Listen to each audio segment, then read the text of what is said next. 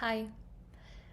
I don't even know where to start with this video, but I've recorded a similar video to this one before, but a few more things have happened since the last video that I recorded, so I figured I wanted to record one where I start with the beginning and end with where I currently am, so I can start documenting what's been happening. So, hi, my name is Sulema. I go by Suli, and I have endometriosis. So, that is the point of this video, to start from the beginning of how I was diagnosed, what's happened since I was diagnosed, and what happens next. So, I'm going to start from the beginning when, I guess, symptoms started presenting themselves.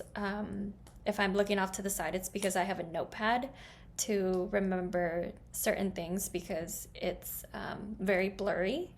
I tend to block trauma. So if I'm looking to the side or writing things down, it's because I'm recollecting things that have happened in the past few years. So it started in October of 2020. I had a miscarriage, and I won't get into too many details. And sorry if I'm fidgeting with my hair too. I just got a haircut and hair's all over the place. Anyways, so in October of 2020, I had a miscarriage, and I'm only going to get into details with certain things to try to explain like how I was diagnosed and how I am at this point now.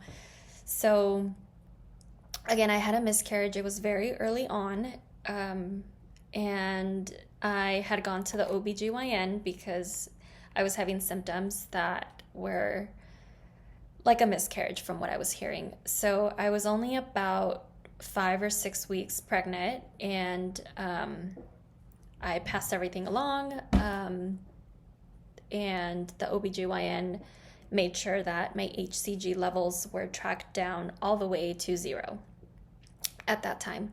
And then when I had a consultation with them, they basically told me that I looked otherwise healthy and that I shouldn't worry about the future and trying again. So I didn't think too much of it. I thought like, okay, well, this miscarriage happened, but in the future, my husband and I would obviously like to try again. So that happened. Flash forward to 2 years later, September of 2022, I found out I was pregnant again. And I had the same feelings of going through the joys of finding out that I was pregnant, and I thought, yay, finally pregnant again.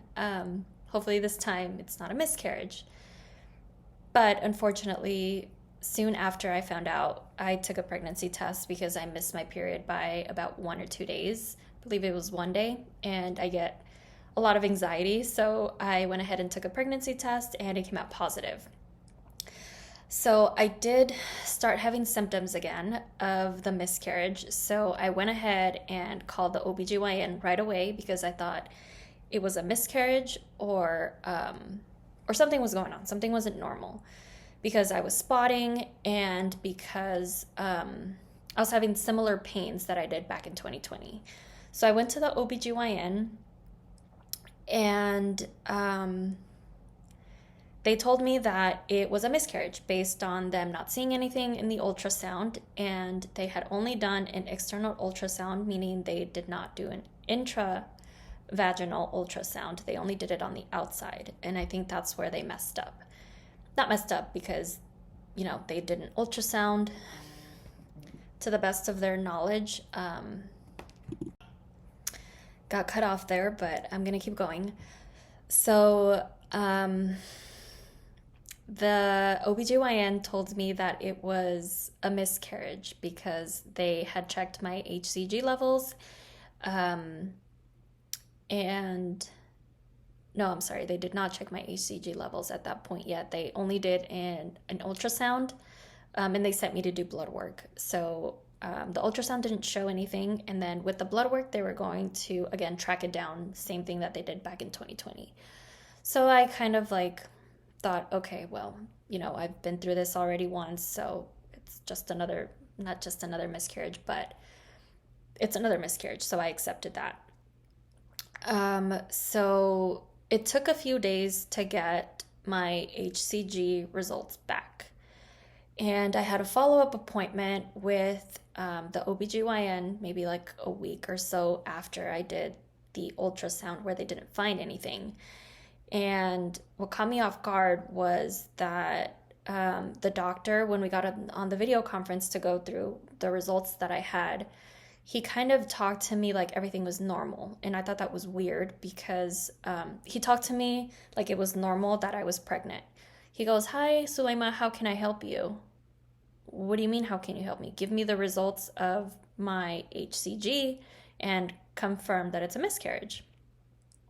But I guess they didn't know any better because they only had one data point of one HCG level that I did. So they had to repeat it again to check to see if it was doubling as it should with a normal pregnancy or if it was going down as it would in a miscarriage. So I was still continuing to bleed. I was still spotting at the time. So he told me, well, take a pregnancy test. You're probably still pregnant. It might be a viable pregnancy depending on what we see. So he asked me to go back in a few days later to do another ultrasound, and they were going to do more blood work. So I went back in a few days later and they did another ultrasound, and they hadn't done another blood draw yet. They hadn't gotten to because they were just going to do an ultrasound first and then send me to do more blood work. And then a few days later, check to see the HCG levels. So with the ultrasound that I had, and keep in mind this whole time I was spotting and having cramps and pain, but I thought that it was just the miscarriage. I thought it was just passing, and I thought back to 2020. It was very similar, but the pain this time around was more intense. But I kind of just attributed it to the miscarriage. I thought that it was just that pain, so I didn't think anything of it. So we went in for the ultrasound. It was September 22nd of 2022. And the doctor, the nurse did an intravaginal ultrasound, and she wasn't telling me anything. She walked out of the room at one point, I think to talk to the doctors, and she wouldn't tell me anything. She just said we don't see anything. And I was heartbroken because at the time, the doctor had told me that it could possibly be a viable pregnancy, but with them telling me that they didn't see anything still, at that point it had been a while, so there should have been something there if it was a viable pregnancy. But the nurse kind of just sent me to a room, and she said the doctor will be with you soon. I was like, okay, what could they possibly tell me? It's a miscarriage, they're probably just going to send me to do blood work. So what the doctor tells me is we see some fluids. It looks like it might be up in your fallopian tube area. We think it's an ectopic. You need to go to the hospital right now, and you need to go have surgery immediately. So I kind of blocked out everything that he said, but he just basically said that it was life-threatening and I had to get to the hospital now. So I did. He wrote me a little note and he sent me off to the hospital. I called my parents because only my husband was with me at the time, and I was kind of freaking out and the anxiety was starting to kick in. So I called my parents, and they live pretty close. So they drove over they met us at the hospital, which was probably only 10 minutes away from the OBGYN. The doctor there at the OBG wrote me a note, and he told me to give it to the front office staff. He told me to give it to the front office staff at the hospital and tell them that it was an emergency. So the note basically said, I looked at it and it said ruptured ectopic pregnancy, need to see immediately. So they suspected that I was bleeding internally and that basically I could die if they didn't do surgery right away. So, sounds very dramatic and it happens so quick. That's why I'm talking about it right now with no emotion because I've processed it already and I've kind of already gone through all the emotions. So it's not as fresh anymore, but it's still hard to think about. So they took me in right away, started checking my vitals. They took some blood work. They did another ultrasound, again, confirmed that there was some fluid built up. It looked like blood pulling up, coming from, not coming from the uterus, but coming from above it. So probably like a fallopian tube. That's a sign that you might have an ectopic, a ruptured ectopic. An ectopic pregnancy is basically when an embryo implants outside of your uterus. So in this case, it had implanted on my right fallopian tube and it had ruptured. So the nurse confirmed that she saw that fluid coming out of there, and then they did another HCG draw, and it was consistent with an ectopic because the last time they had done an HCG draw, it was at about 2,000, and then this time is at 3,000. So that was not normal. It should have been doubling if it was a viable pregnancy. So they confirmed that they needed to do surgery, immediate surgery. They did surgery within about 2 hours, 1 or 2 hours. I think it was about 2 hours that I got to the hospital. Don't remember much of it. I was under anesthesia. Next thing I know, I was awake and groggy. And they kind of just kept waiting for me to like freak out because of the anesthesia, but I didn't really react to it. I was kind of just sleepy. So they told me that they had to take out my right fallopian tube, that it was ruptured. There was a 7 centimeter mass on it. That was the embryo that never fully developed. So it was very traumatizing, sad to hear. Worst thing to go through ever. So I took off 2 weeks from work. My doctor obviously put me on bed rest after having surgery. They did a laparoscopic surgery, and I had to wait the 2 weeks to have a follow-up with the doctor that did the surgery. They don't tell you things right away. You have to wait a couple weeks to have your post-op appointment. So I had my post-op, and it was with the same OBGYN, with the same doctor that had done the surgery. And basically, she showed me pictures, and the pictures showed like blood everywhere inside. So I was bleeding internally. She told me the same thing again. She said they took out the fallopian tube, and then this was the first time I've ever heard this. She also said, you have endometriosis. I'd never heard of that before. I had no idea what that meant.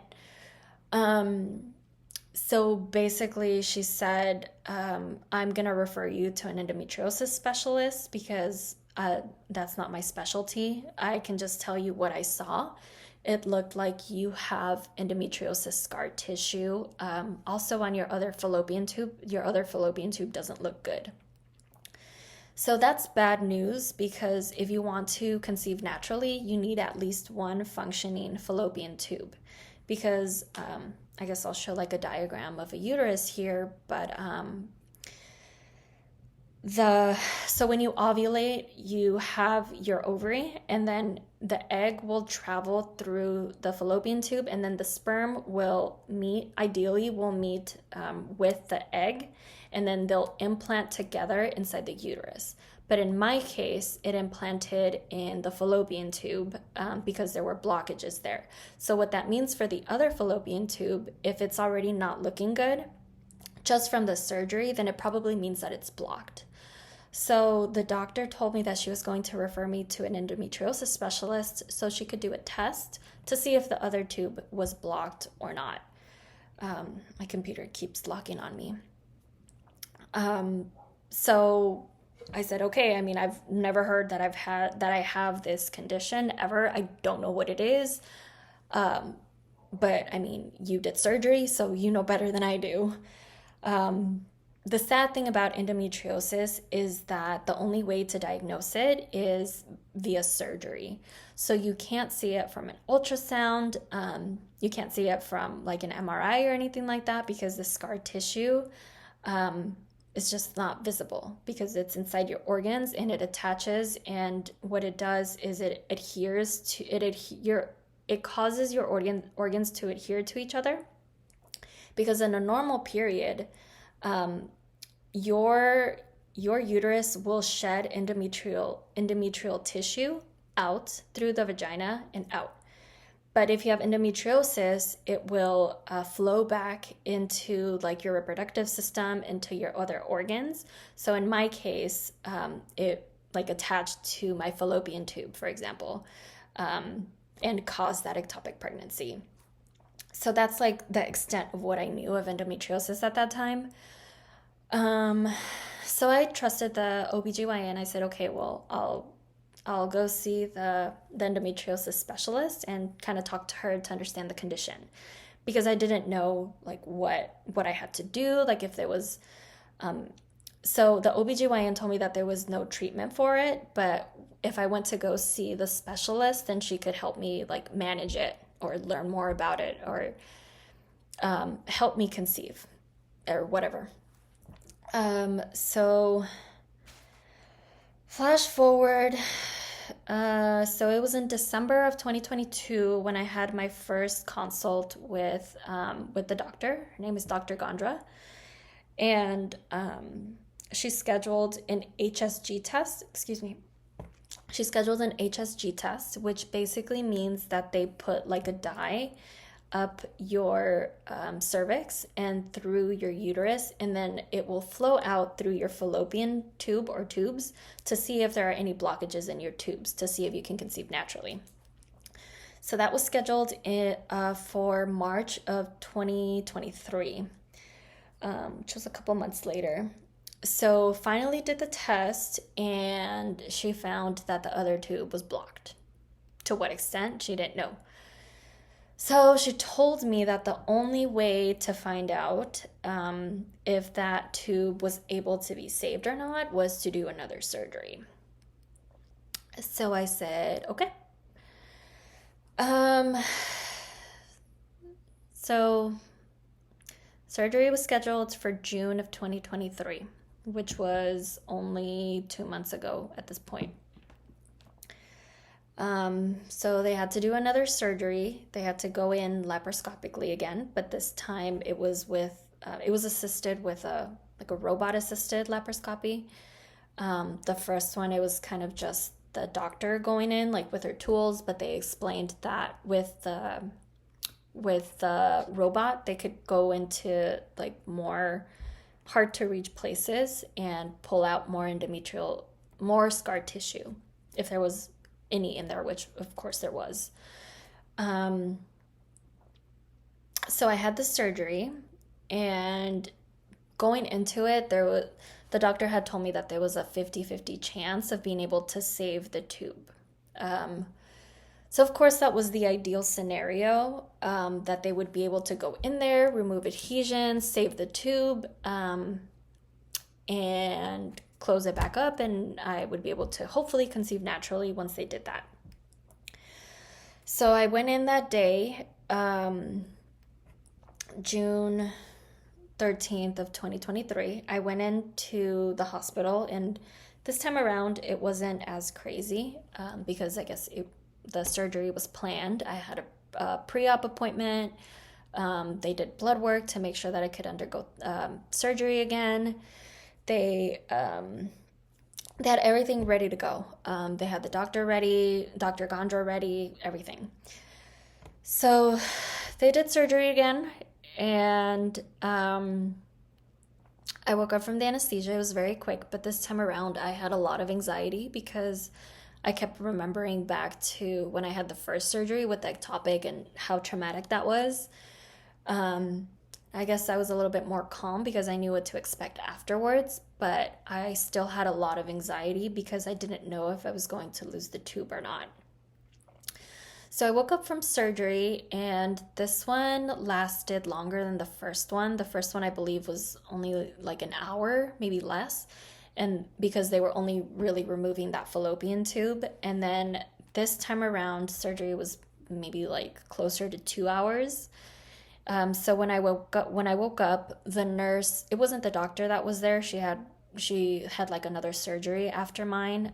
So she was gone, but the nurse told me, the first thing I asked when I woke up from the anesthesia was, were they able to save my fallopian tube?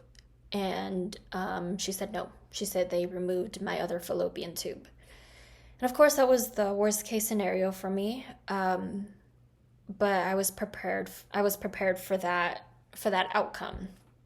I had plenty of time to think about the possibility of it having to come out. So, of course, I cried, very emotional. The anesthesia was still there. And I got like really stiff, and I wouldn't stop shaking because of the anxiety. So they gave me more medicine and kind of relaxed me a little bit, but I was still very stressed out. So again, 2 weeks of bed rest, recovered. Still have the incisions, of course. They're gonna be there forever. So I guess I healed, and then I had the post-op appointment 2 weeks later after the surgery. And that appointment, she again had pictures from the surgery, and she said, I did a lot of work on you. You had a lot of scar tissue. So she diagnosed me with stage 3 endometriosis. Sorry. Stage 4 is like the most intense, like the highest on the scale, and like stage 1 is like the lowest form of it. So mine was pretty advanced. And what that means is that the endometriosis has infiltrated like other organs, and I'm not really sure like how they determine like the stage, but I know that mine was pretty intense. So she had removed some endometriosis from like my intestines. She was able to detach some of my organs. They were like they were adhered to like my back wall. And of course, the fallopian tube came out because it was very inflamed. And there was a lot of endometriosis inside of it. It was like, I have the pictures, and I hate looking at it, of what was inside of me and causing a lot of inflammation, and a lot of pain. I would have a lot of pain from ovulation and during my period, to the point where I couldn't walk. And I always just kind of thought that that was normal, but apparently it was the endometriosis like causing that pain. So she told me that she took out as much as she could, but there was still endometriosis left inside of me, because some of the areas, like, it was worse to try to get it out than to leave it in. So unfortunately, there's still some in there that she couldn't get, but she did her best, removed as much as she could. And that was that. So the next step is to proceed with IVF. So IVF is in vitro fertilization. What that means is that the same doctor that did my surgery, she's also a fertility specialist, and she also can do IVF. So what they are able to do is extract my eggs, and what they do is they give you hormones, they give you medications to allow a lot more eggs to be produced within a cycle. So then what they do is they do another surgery. This one's very not like the other ones that I've had in the past, but they go in and they extract as many eggs as they can. And then what they do is they fertilize it with a male donor or husband's sperm, and then they will implant that back into your uterus. The reason why they do that is because with me, I don't have any fallopian tubes, so naturally my eggs can't travel from my ovaries to my uterus because the fallopian tubes are missing. So with the IVF, they're able to implant the fertilized embryo inside of the uterus and hope that it sticks and carries out to a pregnancy, carries out to have a baby. So that is where we're at right now. I do have an IVF consultation actually in a couple days this week to talk through what the process looks like. I already have a general idea of how it works, but I do have some questions for the doctor specific to my scenario with endometriosis and all of that. They did already do some blood work to check my fertility, just to check to see my egg quality, and it looked good. The only thing that came back high was prolactin. So the doctor did already put me on medication to try to lower the prolactin, which is supposed to help with IVF. It's supposed to help your chances. So I am already on that medication. I've been taking it for maybe about 2 weeks now. So they told me to continue taking that. Oh, and the other thing I forgot to mention is now I have to be on birth control for the rest of my life. Because with endometriosis, with every cycle, the endometriosis progresses more. So if I continue having cycles, then the endometriosis is just going to get worse inside my organs, and then I'll need more surgeries, and that's what we want to avoid. So I'm on birth control. I'm on that prolactin medicine. I'm on a few supplements that help supposedly with fertility, with egg quality. And I can make another video about what those are. But yeah, I am just at this point hoping for the best, hoping to have successful IVF. It's been a painful and frustrating and confusing journey so far. But I just wanted to kind of talk about what I've been through, and in case anybody can relate or is starting the journey of IVF, I'd love to hear stories. And with endometriosis, just know that there's so much there's actually not a lot of support out there, but there are a lot of us that have this condition, and we do want to help, whether that's sharing our stories or, being a resource, being a support. Then I'd love to be that, because when I first learned about it, I have felt so alone. I don't know many other people that have this condition, or people don't really like to talk about it. So I would like to have this more normalized and have it be something more known, to where people know what the condition is, and the challenges that we go through, because it's not as easy as sometimes we think it's going to be.